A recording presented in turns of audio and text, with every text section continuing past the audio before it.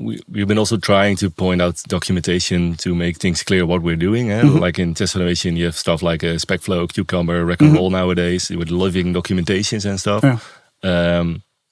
I'm not a fan of it, but it works. You have your documentation and it's up to date.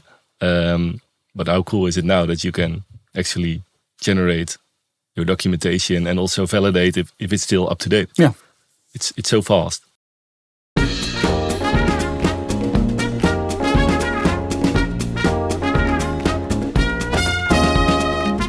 Hey there, welcome to Beta Talks, the podcast. I'm Rick. And I am Oscar. And today we are joined by Ronald Veth, Principal Test Automation Consultant at Serious, Test Architecture Specialist, and outspoken voice on how to use AI in testing without losing engineering rigor.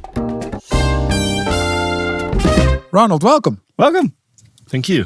So, full disclosure up front, we used to work for the same company, so we know each other quite well. We had some fun before the recording started, so it might be that some people laugh a bit faster than normal. Had to be there. Yeah, that kind of stuff. So Ronald, could you, for the people listening, could you maybe introduce yourself shortly and what it is that you do at Serious? At Serious, I'm the principal consultant in test automation. Like to call it myself nowadays AI-enabled test automation. Nice. I don't want to call myself the architect of AI and test automation because it's all new and you have to adapt it right. So later on that more, I guess. But what I do, I try to do innovations with AI and automation, and just automation it is. Like, of course, I've been doing the manual testing at the beginning, but now for the past decade or even more, just fully into test automation, and no matter what it is, like end-to-end integration, unit, components, whatever you. All of it. All of it. Okay. And I had the pleasure to be at Better Bit as well. Yeah. And I've learned there a lot from the really good developers there. So yeah, cool. Well, that's good to hear. One of the things that stands out with AI-assisted stuff is the fact that a lot of people say, but it's not deterministic, right? I mean, you could get different outcomes every time. That's something that a tester normally does not necessarily love. So how do you combine the AI and generative AI world with the testing world? What I see a lot is the stuff you don't like to write. I like to do for example, an API. You get a response, you have a request, and the response I want to verify it's technically correct. Yeah. What I like to do is doing TypeScript with Zot. It's a library to check if the data attributes are correctly typed, and you can even check if if the ID has a valid GUID in it, just with Zot library. And I see now people with OpenAPI spec generating with AI these Zot schemas. Yeah. But if you do that twice or 10 times, it's not really the same every time. Yeah. So what I like to do is let's put the AI into create a generator or a transformer that does it for you, and then you can use that transformer to have a deterministic outcome of the generation of an OpenAPI specification, because that is a contract. You go from A to B. Let's make a nice transformer or generator for that with the help of AI. And then you are, let's say, token aware or something like that. Yeah, that's actually a nice idea of having that the AI generate an interpreter or a translator for you that then works in a deterministic way, because that's in the end where you want to go, right? Yeah. Well, I think you see that with multiple AI solutions where in the beginning everything was like a zero-shot kind of prompt again and again and again, while also like the assistants and the co-pilots and the whatever started to write scripts to get to that point. Like I have that with coding. Like I see even with bigger specification that I'm running or something, like the thing is writing scripts and it's completely traceable what it does. And of course that there could be some magic randomness in there, but at least after that you get a bit more of a guided basically script that you can rejoin or inspect or debug, and it makes sense not to do this randomly every time from scratch, because you get a lot of drift in the end. makes sense to target. But like it is, and I'm guessing in your work also, like where do you use it? Where do you experiment, and how to bring that back? And you mentioned like I'm not the most in the world. Like no, like I don't know everything about this, but like it's moving so fast. Currently nobody knows nobody everything. knows what they're doing. It's hard to keep it up. Wait, there's a big difference between nobody knows everything and nobody knows what they're doing. Yeah, but like in the end, like looking at from a like deterministic output, like what is this? It's like it isn't. It like even what you know today isn't true per definition tomorrow. So That's true. We're learning so fast, and we're finding things that work and are efficient, and we reuse them until they don't work anymore. Apparently, but like it's moving along. But I see specifically in the test realm, it's like a compounded effect. Like dev is using AI, we're building AI with as devs with AI. And we need to not be a bottleneck in testing. And we were already automating, and now we're creating, I don't know, Playwright with AI. We're checking our work in pull requests with AI, and we need to test the AI feature itself. It feels like so much inception at the moment, which is, I think, compounded most at the test point, like at the test part, the quality part of the process. Like, do you see the work exploding, or people specializing in different vectors?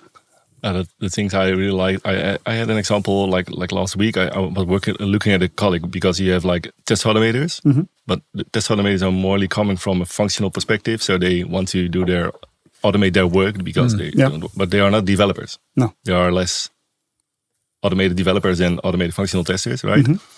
So what I see now with the AI, people can generate frameworks in a single prompt, and then it does what they think it does, what they asked. I had someone that created a nice Playwright TypeScript framework, and I was looking at his assertion methods, and one was called is-valid-response. Okay, cool. What is a valid response? Sounds good. Sounds promising, right? Depends on the implementation. But that was always true, right? Yeah. It was always the value of the asserts instead of the fact that you had 100% code coverage or whatever. 404, okay. Nice. No, but what it actually does, because I can read code, or I can code. What it does, what it was writing an expect in Playwright with, is it an array, and does it has more than one or zero object? Is valid response. All right. Is it valid for? It's not valid for me, but he thought it was doing way more. So I think not able to be writing code, but with AI generating lots of code. I think in testing that's even worse, because when you develop like a front end, you can verify it worked. Yeah, you can click through the UI and check. Oh yeah, it's almost doing what I was hoping it does, and you can do another prompt and change it a bit. But with actual testing, you need to be sure that what you test really do what you hope it does. I think you're going way faster with assisting development, and if you're then not like a seasoned engineer, and no matter why, like you're not a developer per se, because you're more a test automator, like you tend to ignore the details, which brings a lot of false positives in the end, right? Yeah. So how would you solve that? What do you think is the right way? Do you then just attack it from a different perspective and let the AI also like rebuild your specs, or just like what is it actually doing? I think where you can have like a real progress in your test automation is that now you can. You have unit tests, right? You guys write unit tests, or have been written them? Never. I hope. But let's say you have the code coverage, and then you can really fast check what you are missing, which code blocks are untested, right? Yeah. But what I'm always doing is like the API testing or the end-to-end testing. You are outside of the code base, so you don't have that kind of reports. What you have now is that like AI does understand your tests, and then with documentation or acceptance criteria, you can match is this covered. Yeah. In a sense, so that can really help you to find out where are my gaps in the whole flow. I think that's really like an accelerator for yourself. Yeah, I can also imagine that an AI tool is better at actually determining all of the different types of operations that you do on top of such an API, so that you know what the different types of potential outcomes are, right? Yeah. Because try to do that in your head, you can, or maybe on paper or whatever, you can, but it takes you such an amount of time. And that's, I think, where a tool like AI really shines. It gets all of that context together, and then it brings, but you didn't check this in this scenario, and then you go from there. Yeah, but I think in the end, the AI, for me, it brings, I in the past didn't write much documentation, because in the end you write the code, right? You go into it and then you find out what to build, like the whole agile process or extreme programming. And we went way, like, even though we don't have the handoffs anymore, but practically we're going back to a more waterfall approach, technically. But then without the handoffs, doing it yourselves in minutes, assisted, because what I tend to do also, like I did some practice with doing working with SpecKit, for instance. It's like you pull the specifications out, so you start documenting first to confirm the document before it generates any code. You can throw away the code, do the same thing again. And I did the exercise with one of our test engineers who we had a big C# code base for Playwright, because we were a C# shop in the end. And in the end, it's less great than the TypeScript version. There's so many things lacking. And at some point, it's like, okay, we want to rebuild this. And we came to a workflow. We had a hackathon just around this, just to do this. Like, we came to a workflow and we started with SpecKit. It's okay, let's get a nice, clean, modern TypeScript approach on doing the end-to-end testing, using the service, like everything fresh out of the box, how you would do it if you start today. So that logged in, all fun. And then we're like, okay, let's go to one of the test suites. What we did is actually not point the AI to the C# codes, like rewrite it, because you know what kind of mess you get. Like the whole intent there will get lost. That code also evolved, so like the order might be not perfect, and it will translate C# into the structure, which might not be great.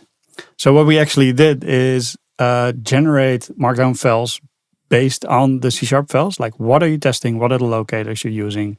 Like, the full description went fully to Markdown. It's like, check this one out. Then get your uncovered test, like that we didn't ever implement. Add them to the spec without the locators, but with some, like, it should be doing something like this. And then you just throw it as a spec to the agent to build the new ones. Like, great task, like fully guide the process. And this guy, he can code, he can read code, and he's pretty proficient, but he still doesn't feel like a developer. He's still like, this takes me too long time. He got superpowers right now. Like, every day, end of the day, like, creates a markdown from stuff he still needs to transfer. Adds the stuff that he also wants, because we never came to that point, and then starts the agent and goes home. Like, it's so amazing. And what we have fully documented tests now that we never had. So also the documentation that we mentioned, like, it is part of it, part of the deliverable, part of your process now. And as a human, sometimes we document it, but like second, third iteration, like, documentation is wrong. And now it's a one-off comparison. It's like, okay, what am I missing? What holes are there? Is this still true? So I think it helps a lot, while it also brings like a million new challenges. It's for me really interesting period in time.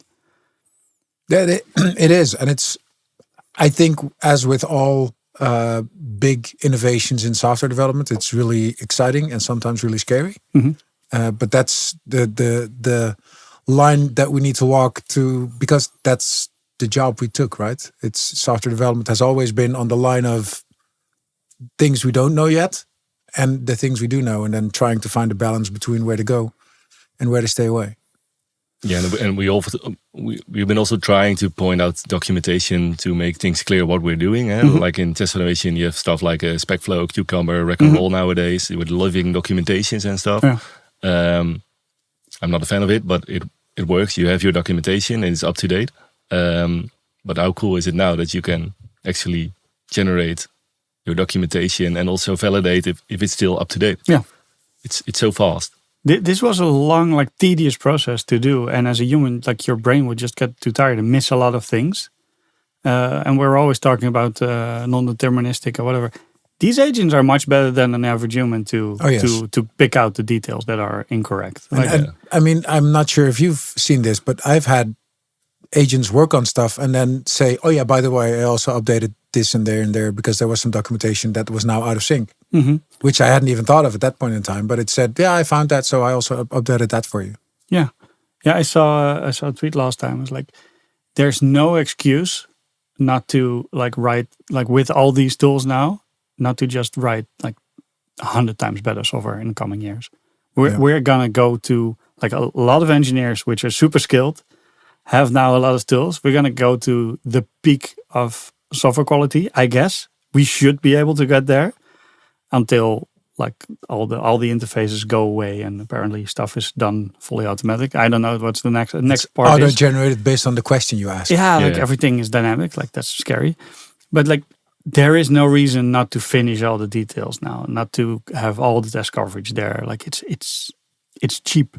Yeah, but it's still going to be a matter of choice, right? And in the end, there is still going to be that deadline that you want to make, and there's still going to be that finite amount of time that you have before that deadline actually occurs, and the finite number of things that you can do in the meantime. Because even though agents are creepily fast, it also takes time, and sometimes they're not right. Well, they're not off the bat, not free anymore. I mean, also the prices are going sky high, and I think the most important part is that people are still being creative. Yeah, so that you know what you're doing and be creative. Because I've done something that I wouldn't have imagined it was possible. I'm working at a client and they have PLSQL. Wow. Yeah, cool. So they have a lot of packages and procedures and stuff like that. But they were not aware of how many times packages were used. So I just made some kind of scraper that just points everything out, makes relation, and with graphics just points out with arrows and numbers how much everything is called. And now they know if that particular part falls over, then the whole application is just. And they didn't have unit tests, so now they are focusing with unit tests on that part. And those insights are now like amazing. I couldn't have done that a year ago, but now you have an idea, and in one day you create something that makes everything so visible. You could have invested like a year to make a Word document describing all those calls and things, but it was never worth your time. And now, correct, from idea to actually, why not? It's so awesome. And I think a lot of people are still missing that there are like opportunities everywhere to do all the things you couldn't even dream of because they were just too tedious to do. But are like super valuable. Now you have a bit of a prediction. It's like, oh, I can actually have the results in an hour. So maybe you should just do this. Yeah. That's super cool. How do you see, because you mentioned SpecFlow, Cucumber, and like the more, was like BDD frameworks, right? Yeah. Because technically what the BDD was like is translating a more businessy statement to a unit test kind of implementation. And the dream was to give it to the business, which no one did. I've never seen it. Never. No. So you're still doing that for yourself then in the end. As like, and if you can then write the BDD test, why wouldn't you write the unit test? But that was also my loop. But I would say like now you can go from a markdown to an implementation test. There's no, like you can do the same things without actually having the translation framework. Because it's such a generic, like brute force tool to do this, like it will jump that gap for you. Do you see do you see tooling change? Do you see new tooling like arise that tackles all kinds of things? I see new tooling every day, but and useful tooling. All right, okay. Let's scope it down. Are we talking about JavaScript frameworks again? Oh, yeah. Well, there. I can imagine people have good ideas which weren't possible in the past, and you might just reconsider the whole way of working, because step one is always we keep the current processes and try to automate the shit out of it, and just do the same thing but then faster or more, and in the end, like if you take a step back, there might be much quicker paths to the end result. Yeah, what I see now in like all the test toolings, like the low-code test toolings, like Tosca, for example, they also everything is thinking about I have to implement AI because or else you will miss the train, for example. Sprinkle some AI on. Yeah. But like going to low-code, it was a way for people that were not really technical that could do stuff like for test automation. You have like a Tosca then, for example, and you can use it. But in the end, the less technical people always struggle still with what is an API, for example. I have to do something with an API. Let's keep it to the UI. It's always easier to do. And now and they are like putting AI MCP kind of things on it, or AI options, and you have a chat also in those kind of tooling. I think AI LLMs are way better in understanding C#, Java, TypeScript, because there are like a zillion lines of code trained into an LLM. If you ask an LLM what is this kind of low-code tool, what is that? It can explain what it is, but it cannot help you creating fast and reliable tests. So you are dependent on the tool. So for me, the reason to go to high-code test automation is now even easier. Now you can talk in natural language to an agent and it does the job. Yeah. But then again, you still need to understand what it makes for test automation, if you ask me. But it's so actually blazing fast. That's actually where I wanted to go next, because you said, and I think rightfully so, that if you don't know what you're building, then you still don't know what you're testing, right? What are some of the other bigger pitfalls introduced by AI-assisted testing workflows? I have another great example. I have so much, but it's always nice when the scars shine through a bit, right? Okay, another example. Someone I tried to coach, never did some high-code test automation, but only low-code. Then wanted to do TypeScript playwright. Okay, yeah, I know the stuff. I've been doing that from your. You wrote a blog like that's a long time ago, like 5 years ago, I guess. And then you inspired me to go to try it out, and since that, I'm one of the early adapters, I guess, from Playwright. And somehow this became a really popular framework. Yeah, it is. But you asked me, can you look at my framework? Okay, cool. I will look at it. First of all, I had like 700 compilation issues. Cool, nice.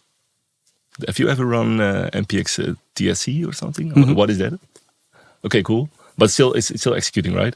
But then again, you build such a great framework doing a lot. But in the end, the test layer of the playwright test, you have to test the test fixture, of course. And inside of the test fixture, I saw something like if the scenario JSON has invalid state, you have to go that path. So he was writing, the AI has written his own language into a JSON file. So you have to understand the JSON file structure to write tests inside a playwright test. And I was like, oh, you can only use this framework with AI. Without AI, you cannot use that framework anymore. I'm like, mind blown.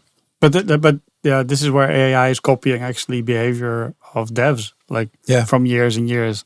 Like if you're long enough on a project, you tend to create a framework and not the actual result of your project anymore. You just like, what was the business called this? But it's like, no, we need this and we need a layer here. And before you know it, like everyone's building a framework and telling the business, oh, this feature cannot be done because the framework we built prevents us doing it. It's like, write simple code, please.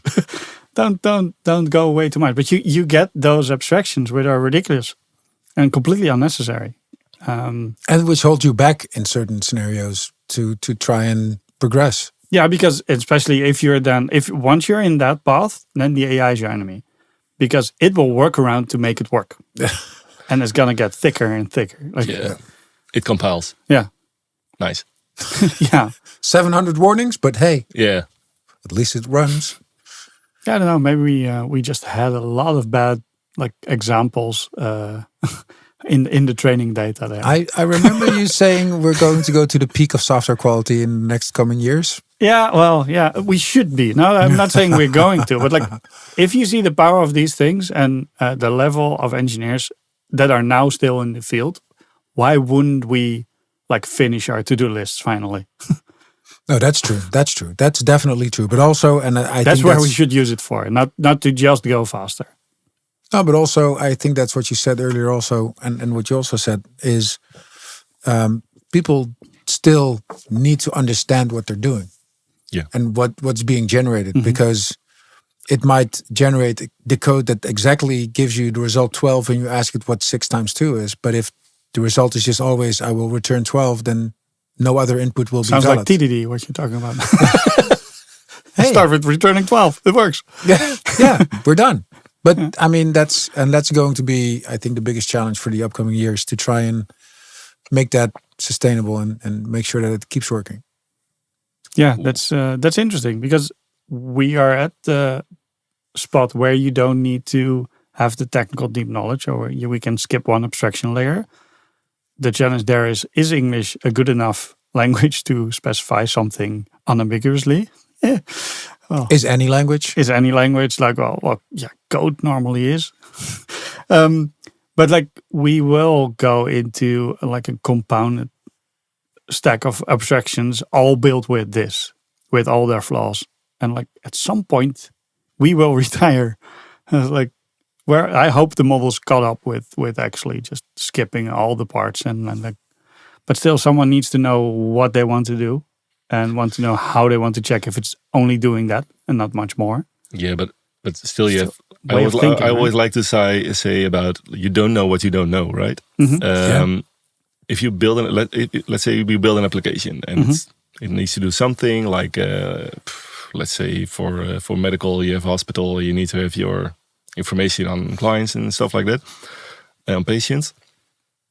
Let's build it. Cool, it works. But if someone is not aware of like all the flaws that can happen, like performance and in databases and stuff like that, you don't know.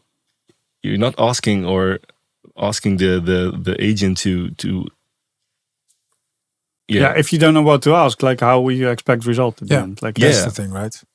And we're probably also, I mean, a few steps back. If we now look at all of the things that are possible with vibe coding, and people that have never written code are now using vibe code methods to generate software that does a bunch of cool things.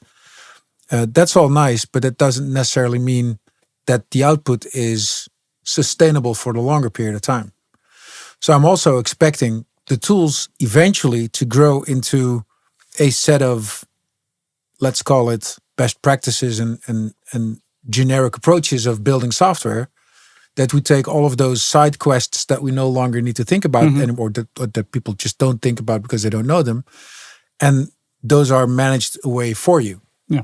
But we're not there yet, because currently you need to instruct the agent to actually think about, hey, security, hey, reliability, hey, whatever. I would expect tools to arise that actually take all of that into account for you, so that you can just think about the functionality, and all of the non-functional requirements are automatically managed for you based on wherever you want to host it. I think like I came to realization like in the last like half year or whatever, like at some point like the AI really became good. And that's pretty recent that it's like production grade good enough to use as a companion. 2 years ago it was like it did something very nice. It was very good at auto completion.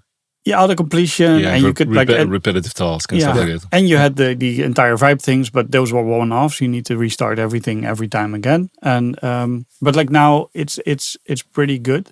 And I feel that even though we're not fully in all the lines of code all the time anymore, but I went back to the core of actually building something, and maybe not so much coding something, and that I rediscovered joy of building something really fast, because in the end, I'm doing the same things in the compressed amount of time, and we were always like we weren't building we shouldn't be building our own security frameworks. We plugged in an open source library that did a certain abstraction for us. Like it's now a choice that was like, okay, I know what to do. That it's just moving this data to that data to show it on the form. Like, that was never fun work.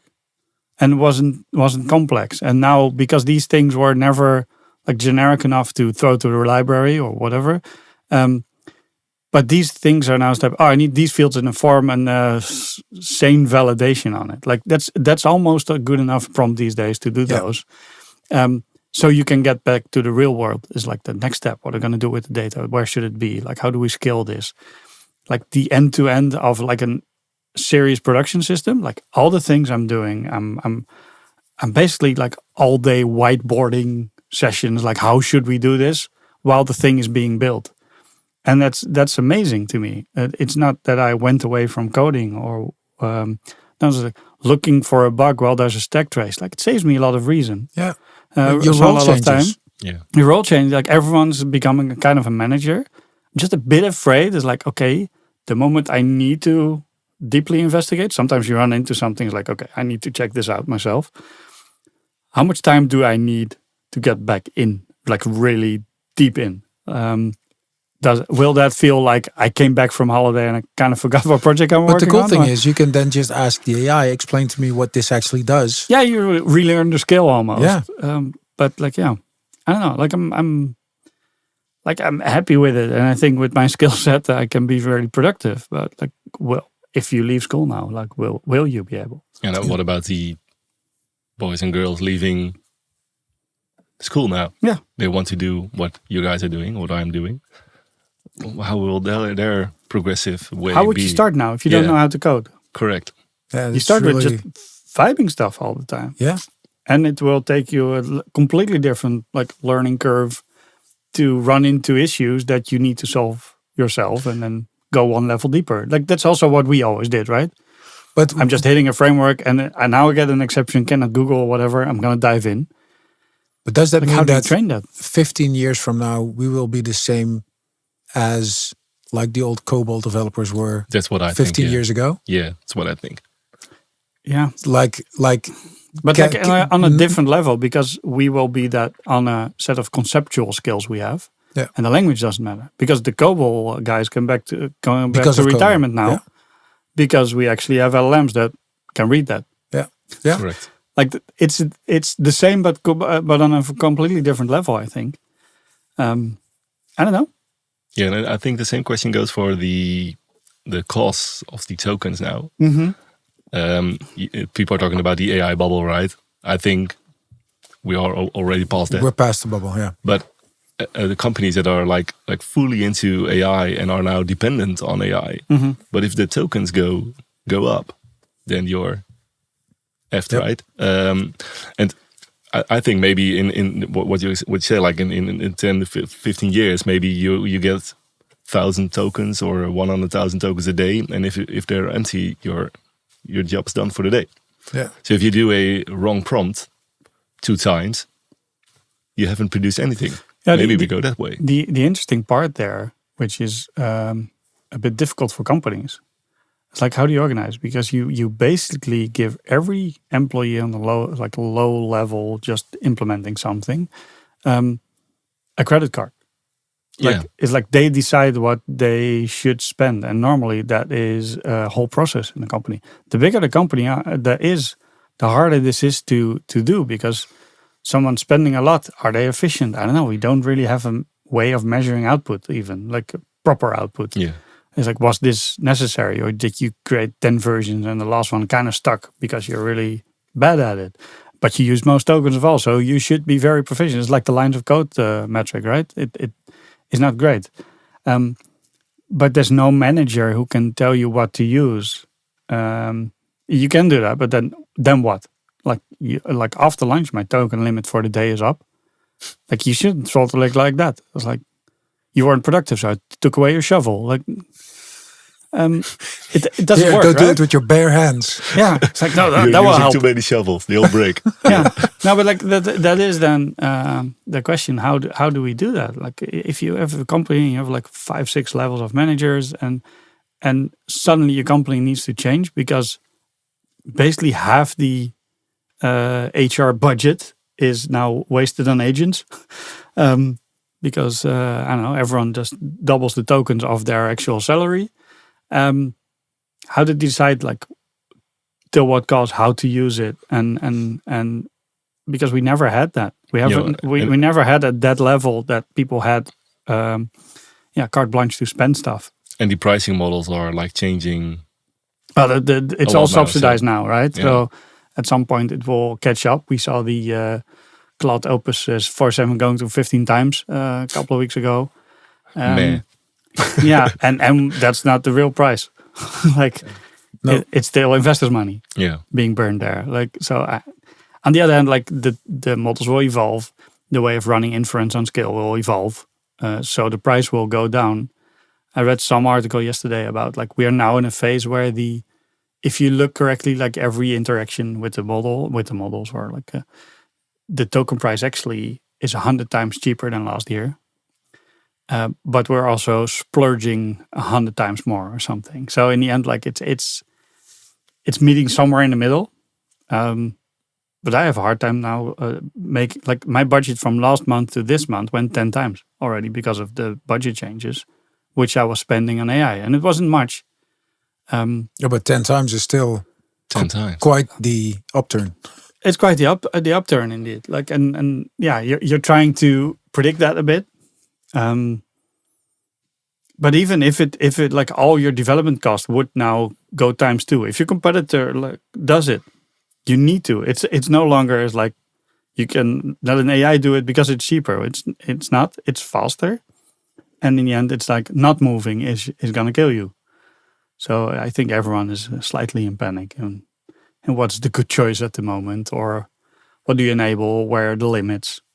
Somebody showed me, talking about panic. Somebody showed me a video today of an AI insurance, so that if your agents leak data or do whatever, that you're insured for that. I mean, that's jumping on the hype of the panic that companies are in right now. Oh, this is excluded from most cyber insurances. So I think it's an awesome way of working. On the other hand, it's like, okay, but then we're also surrendering to let the agent delete databases in production because we're insured anyway.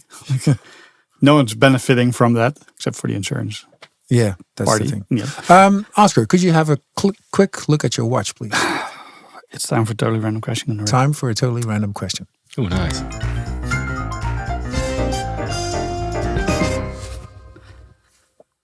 Shall I ask it? Oh, yes, please. Oh, okay, I'll ask it. This is a nice one. I just read it.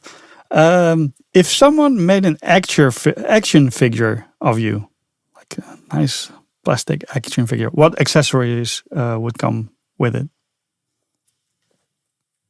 Related to work or just No, it's you. Related It's to you. It's you, man. No, if you feel like I'm only work, then yes. But I want to have the Wolverine claws. Ooh, nice. That's the most important one. Yes, definitely. And you've got the beard to match, so that's nice. That's a good thing. I hope the body as well, but I can't judge. The action figure will have it. Nice. I can promise you that. Yeah. What else? Damn. I want to be. I think I would like to be some kind of mentor as well, because that's what I'm doing. Mm-hmm. So what's with that? A mentor accessory. Mentor accessory. What is it? Whip. No. You go learn. Wow. Maybe I think I have my laptop now. That will not be forever, right? Will be the next thing, like a phone without apps, with only agents on it. Cool. Or a watch that AR glasses. displays in the Agent air. Smith glasses. Yeah. Agent Smith. Yeah. Nice. Yeah. That's nice. Cool. And I think I need some kind of like a Spartan shield to defend bad generated code And bugs. and bugs. a bug bug shield. squasher. It's a Big electrical. hammer. Yeah. Okay. Zap. I want to generate the action figure based on these requirements. Yeah. I would almost say type in, but let's do that outside of We're gonna pause for a second. We'll be right back. But so we've talked about the bigger pitfalls with AI assisted testing workflows. But what about the test automation pitfalls in real world projects? Do you have any ideas on what those are and what the best means of not running into them are. Yeah. For lack of better words. Don't write code. That's the best code. I always say don't write bugs, but Go they outside don't and listen play. to me. Oh, nice one. No, what I always see at a variety of projects I investigate is like test data is always a pitfall, like forever. And what I mostly like to see, I have another example for this one. Yeah, it's, Love the real world examples. Yeah. Those work best. This one is really nice. They had to make like a lot of XML files. So for every quarter, in an hour, in a day, a whole year. So that are like a significant amount of 96 per day. Yeah, nice. Keep on counting. So the tester told me, the devs rejected my pull request because it was of a gigabyte of Test data. test data. I'm like, I think you're doing something wrong. Wow. You have stuff like that, like builder patterns and stuff like that. I really am enthusiastic about that.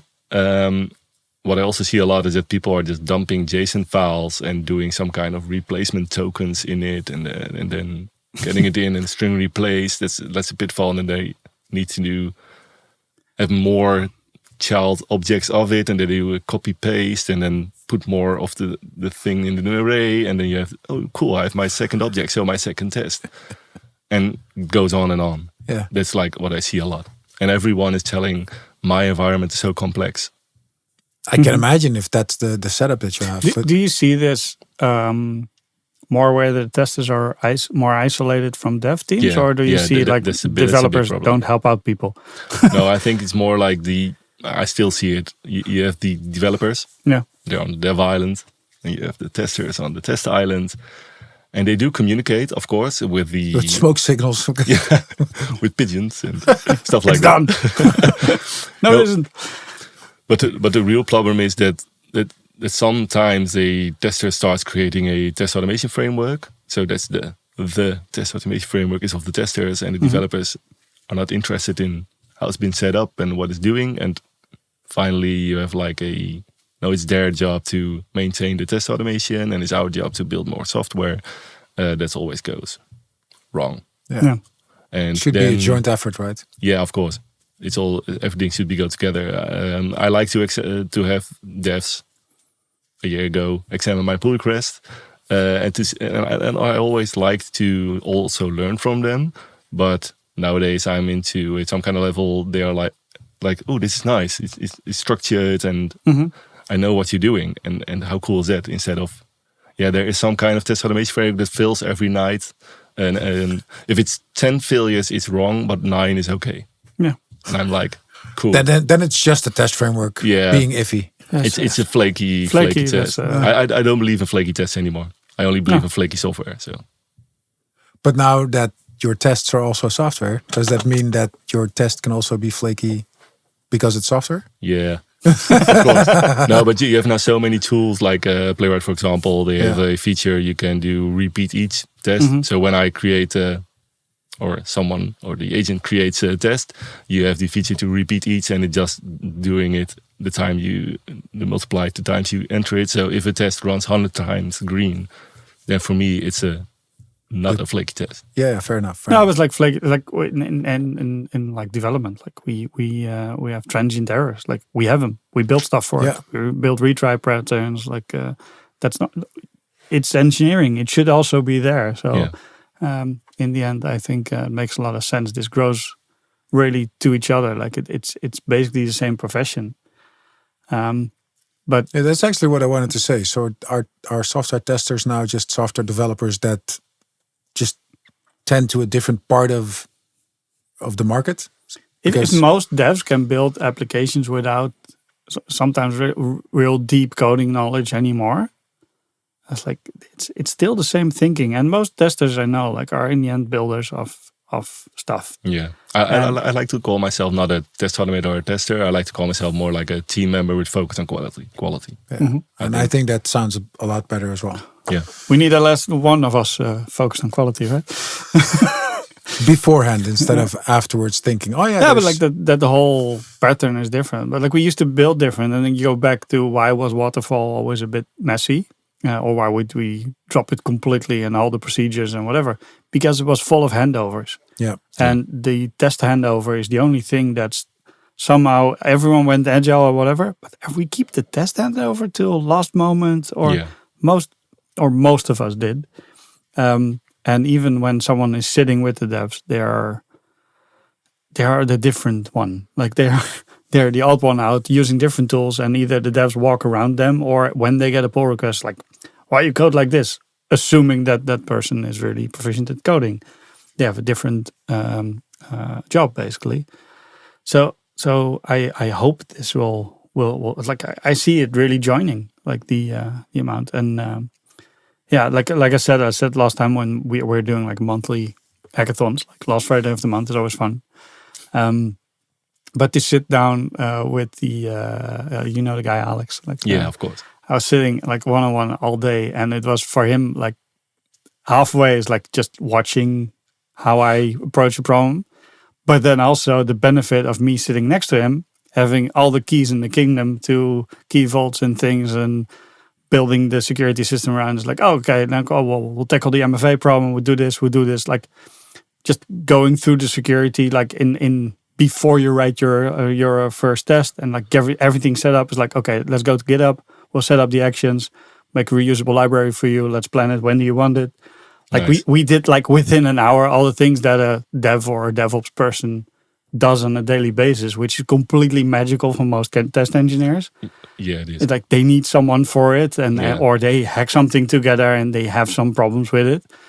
It's like that was like all the bad stuff was tackled for him. So it was like the biggest smile you ever seen in that day. Nice. It was really fun. Sounds like a dream, but but like it's possible. It's like, why not? These people are sitting next to you all day, like, and that is. Yeah, and you're building something together. And that's something that is being forgotten sometimes. That they think, oh, there's those testers again that are going to be annoying about the things we didn't build correctly. That's not the thing. You're trying to build something of high quality together. Yeah, and then we get a problem in production, and we look at the tester like, didn't we cover this? Yeah, it's like, what? I know that side. Yeah, I know the look. Yeah. But what I also like is that like, developers are also writing tests, right? Mm-hmm. Why do I have to test all the validations on one field? Yeah, I want to test if the validation goes off on the field, but not all the 1,000 variations, because you have unit tests for that, or integration tests, or component tests into it. So you have to talk to each other and understand what we're all doing, and then you have those. Yeah, you can empower each other, and and what we now also, you can also be self-proficient in that, like, because for us, like, the tester can actually they'll open the code base, and even they're not super into it, they'll ask the agent what case is of my case that I thought of is already covered here by the unit test, and I won't solve them. So even the translating back helps a lot. So we're like, this is really facilitating that joint effort, I think. And what I also see is, like, that what I wanted to say, that I'm now as a dev using Playwright, not as a test framework, but just as a exploratory test framework, using the MCP in my VS Code while I'm building something. And I'm actually, it's like, okay, go through the fields and like throw a lot of stuff in that, like what needs validation, what is sane. It's just checking me.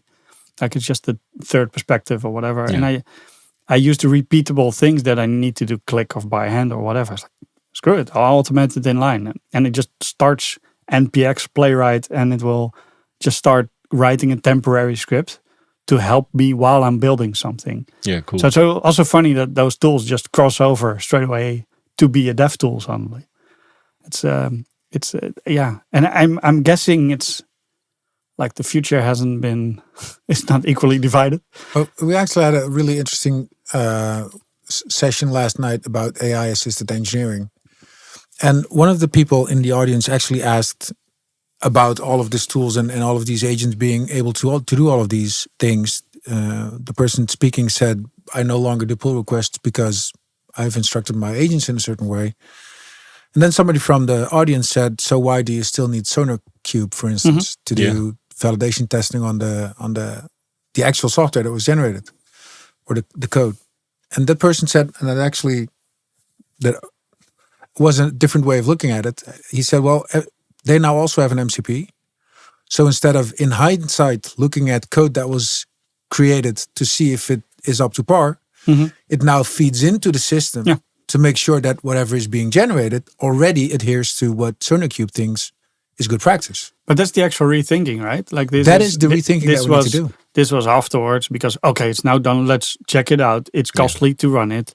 Like builds used to be like days of compiling. It's costly. The moment it comes faster, like at some point we went from throwing something or building it yourself and moving it or all the way back, sending it out to someone who actually types it in, makes those punch cards and compiling it overnight and didn't work, to build watch.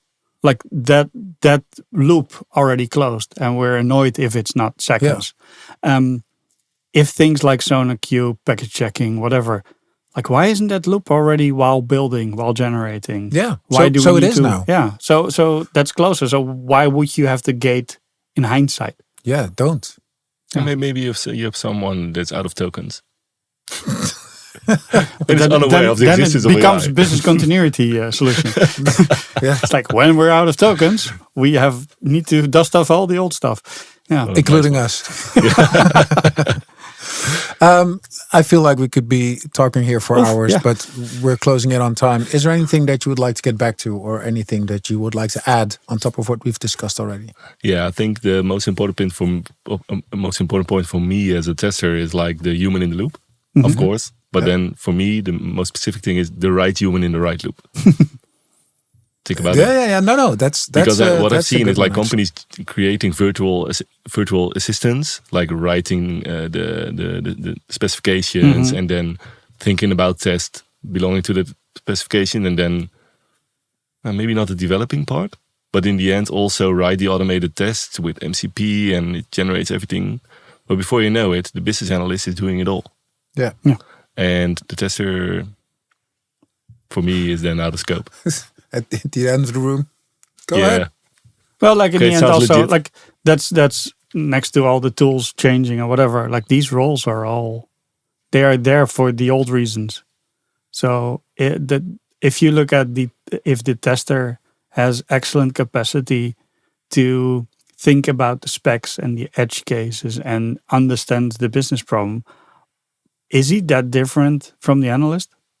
I think you're on a good point, but the analyst also needs to have some capabilities or mindset to think about equality. Yeah. Right. So I'm now naming roles, but it's more about what you're standing for, like qualities you have. Of course, you can be T-shaped and have more qualities. So and you could have a mission in the process with people with the exact same qualities. One of them can be like primary thinking of the business cases, enabling, taking the risk, doing it all. And the other is like seeing threats. That's a completely different mindset, and you can do that. It's like we do threat assessments, or actually like pre-mortems before we build something grand. It's like, okay, everyone in the room, don't care who you are or whatever, we're 6 weeks in the future. Like it all went bad. Why did it go bad? Like where? Like how can we screw this up really badly? And just the mind shift set is different, but like it's the same people. Yeah. But you need to have the perspective. So you won't be able to run everything yourself because you're in we can do this mode. You won't see the threats. And that was technically always different. Like the tester will see all the, like, why did you put 2MB in the first name field? Well, the analyst because I could. Like, you left me. I was like, I killed it. But like, you need a different mindset, and you cannot have that at the same time. So therefore, you will have the analyst role and the quality role separate at separate times. But technically, their skills, the skill set might be like super aligned. Yeah, I agree. Thanks so much for being here. I had a blast. Thanks for having me. Nice. It was a lot of fun. Yeah. And thank you for listening to Better Talks, the podcast. Better Talks is made possible by Betterbit Managed Software Development. We'll see you next time. Bye-bye. Bye. Bye-bye.